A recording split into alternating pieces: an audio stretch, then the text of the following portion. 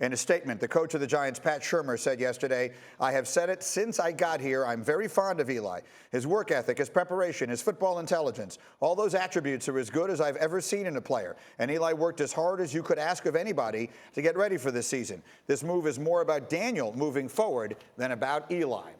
This is obviously something that, while not coming as a surprise, still comes as a little bit of a shock, and we're talking about it a lot this morning. Dan Orlovsky joins us from Bristol this morning.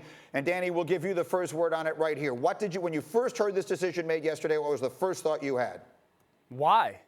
What was the reasoning behind this move right now? If this was the thought for the Giants organization, this should have happened 2 weeks ago.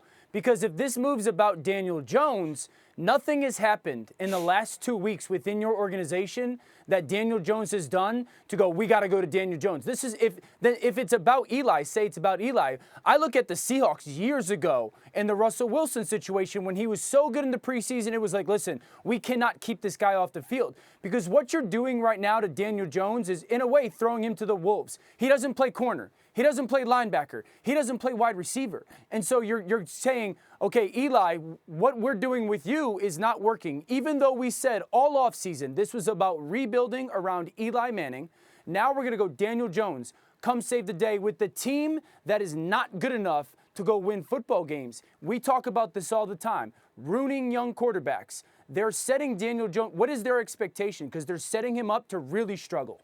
Ryan, you're shaking your head. Why?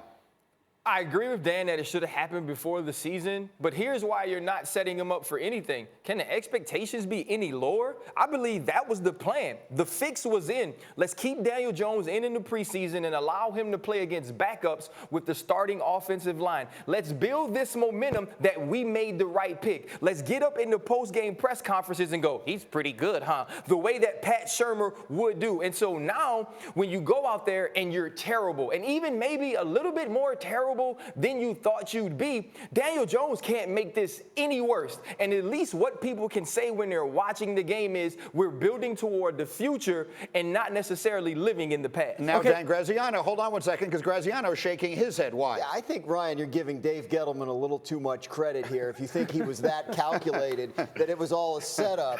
If that was the plan, we would have shown more consistency in his decision-making over the last couple of years, and there would have been a concrete plan. I think the Giants, whether you agree with them or not, went into this season thinking they wouldn't be this bad, or at least hoping and feeling like if they weren't, Eli Manning was their best chance to maximize what they had, and 2 horrible weeks changed their minds on it, as did the summer that Daniel Jones had. He was better than they were, better than Daniel Jones earned this point. Daniel Jones earned this. And when I sat up here and Adam Schefter was mad at me when I said that Daniel Jones should start game 1, and I actually brought up Matt Flynn and Russell Wilson, and they were like, but it's not Eli Manning. Matt Flynn is probably where Eli Manning was at the point. And so not with regard to the Seahawks. I mean, Eli Manning is a significant part of New York Giants history. Right. It's a lot easier to move Matt Flynn out who never played for you. I'm talking about the actual level of play. Right, but that's not the only thing at play here in the Giants. Which is why they've been so terrible for the last few years, because they've let other things come into